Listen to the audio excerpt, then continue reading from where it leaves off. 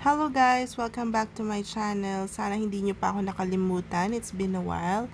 And since nanggaling kami ng Baguio 2 weeks ago, I'm going to share with you this recipe. A recipe that my son actually requested. It's the strawberry ref cake. So let's get started.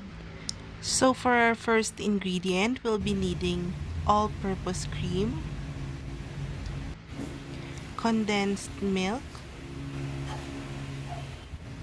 graham crackers, and of course our fresh strawberries. This is 1 kilo strawberries. Half of it will be placed in the blender. Again, I'm using my baby bullets. Sorry guys, too lazy. Some of it will be mashing it with fork. So we'll have strawberry bits and strawberry pieces in our ref cake. Once it's done, we can put it aside and go back to our blended strawberry or pureed strawberries. Now let's pour in all the pureed strawberries in a bowl.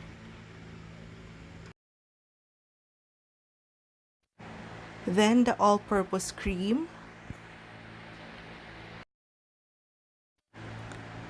And the condensed milk, and make sure to mix it all together to incorporate all the flavors.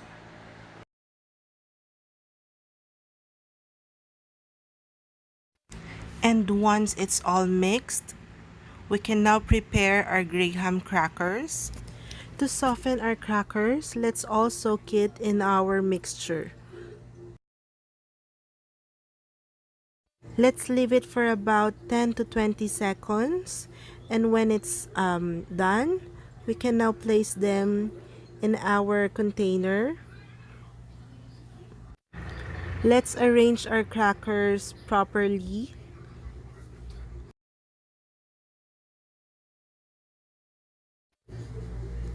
For our second layer, same procedure, arrange the crackers properly.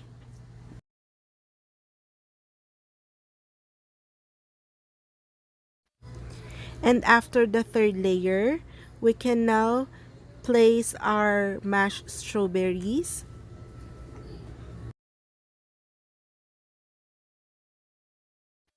When it is evenly placed on our crackers, we can add another layer of our cream.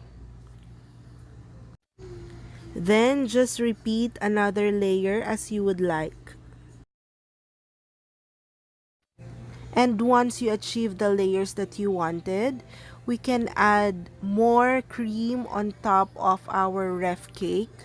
And after that, let's place our garnish, our fresh strawberries. And tada! Our strawberry ref cake is now ready.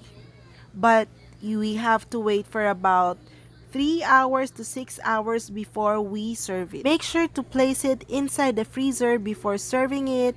Thanks guys for watching. Till next time. Bye!